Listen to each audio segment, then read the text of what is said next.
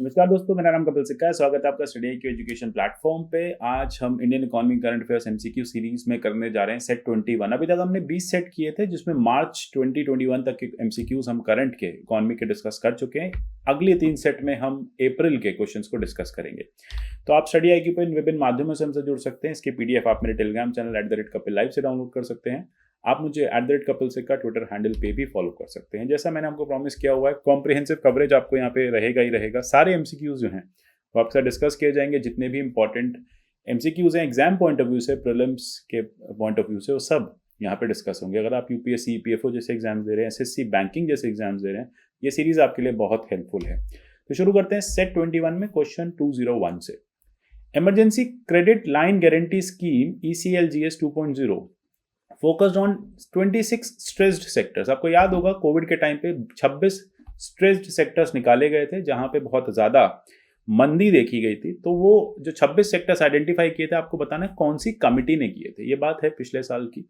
इसको फिर से अभी अप्रैल 2021 में और नए सेक्टर्स ऐड किए गए और उसमें फर्दर आपकी जो क्रेडिट गारंटी है वो इंश्योर की गई।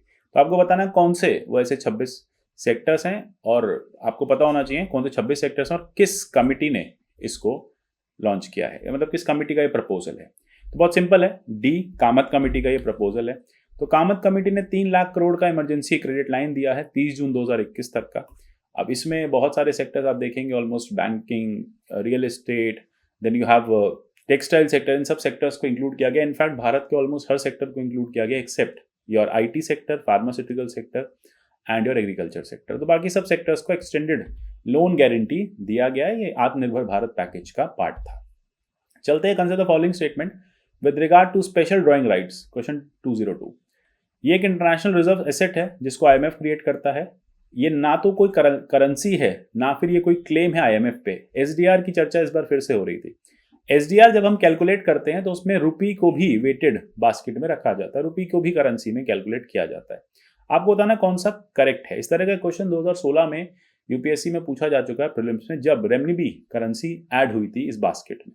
तब आपको पता होना चाहिए कि जो आपका रुपी है वो इसका पार्ट नहीं है। रुपी जो SDR का पार्ट नहीं है। अगर रुपी पार्ट नहीं है तो आपके पास बचते हैं 2 ऑप्शन।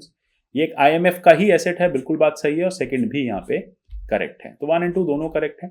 अभी हमने देखा कि हमारे कुछ फॉरेक्स रिजर्व्स कम हुए। यहाँ पे हमारे जो रिजर्व्स कम हुए हैं उसमें गोल्ड रिजर्व हैं वो बड़े हैं, और बाकी SDRs वगैरह हैं उनमें कुछ डिक्लाइन देखा गया है। ठीक है, अब SDR को हम देख लें। IMF ने इसको शुरू किया था 1969 से।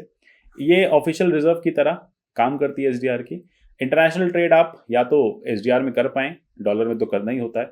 अदरवाइज अगर IMF अलाउ कर देता है या कंट्री मान जाती है तो आप SDR में कर सकते हैं। तो SDR की जो वैल्यू है आपकी कंट्री में US dollar, euro, Japanese yen, Chinese yuan और ब्रिटिश पाउंड, इनको मिला के एक बास्केट से निकाली जाती है, मतलब एक एवरेज निकाला जाता है।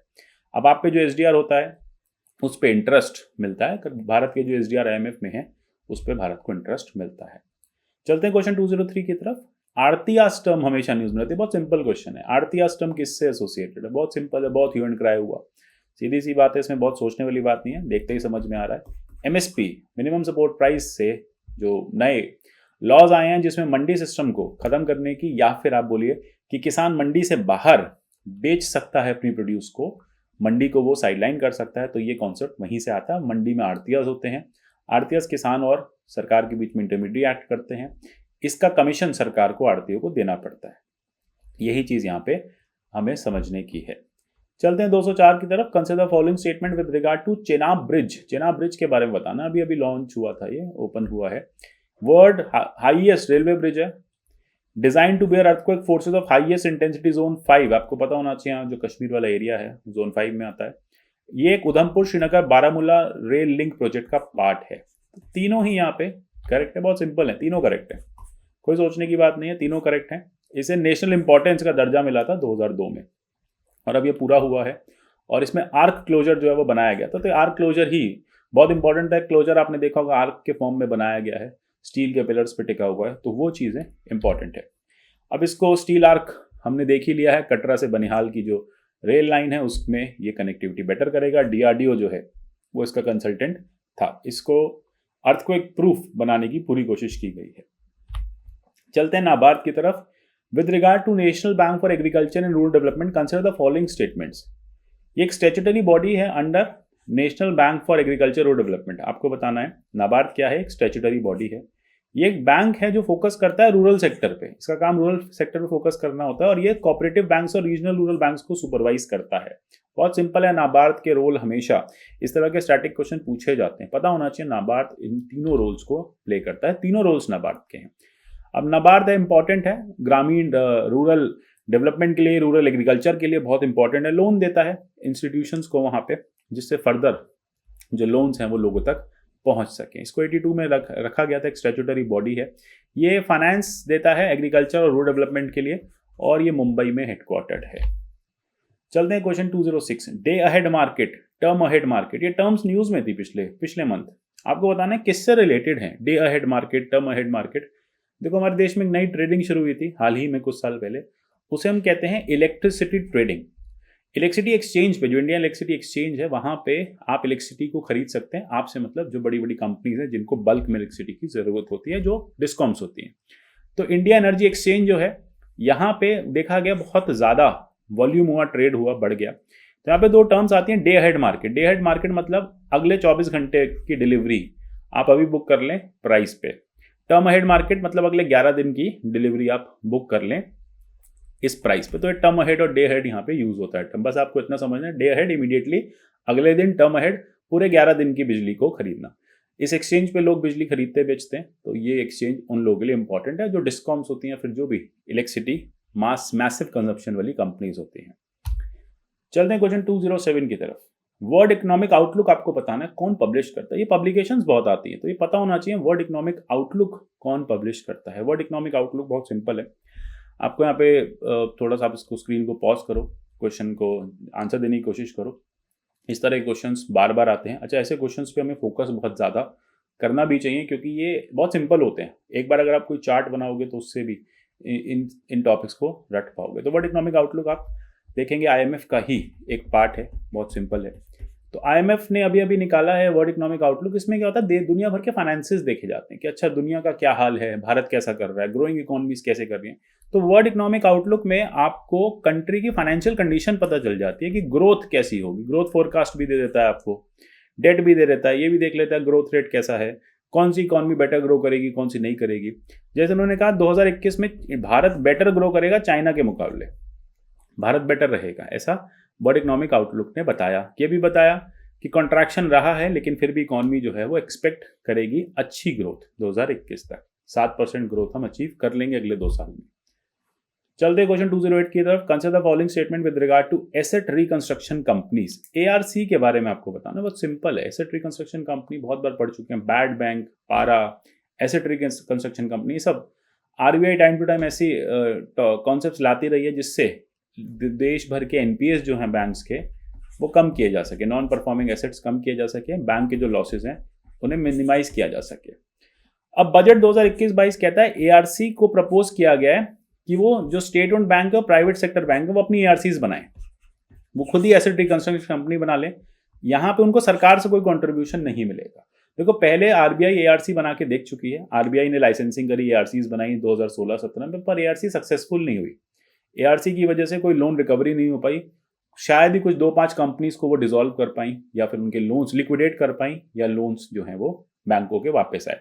तो ARC इंडिया में बहुत हिट कॉन्सेप्ट नहीं देखा गया, इसलिए अब आपका बजट कह रहा है कि अपनी ARC खुद बना लो। प्राइवेट बैंक्स को कह रहा है आप लोग मिलकर ARC बना लो, सरकारी बैंक मिलकर ARC बना लो। तो आपको बताना कौन सा इसमें से करेक्ट है। दोनों ही यहाँ पे आप देखेंगे करेक्ट है। सरकार ने हाथ खड़े कर दिए, सरकार कह रही है हम ARC नहीं बनाएंगे।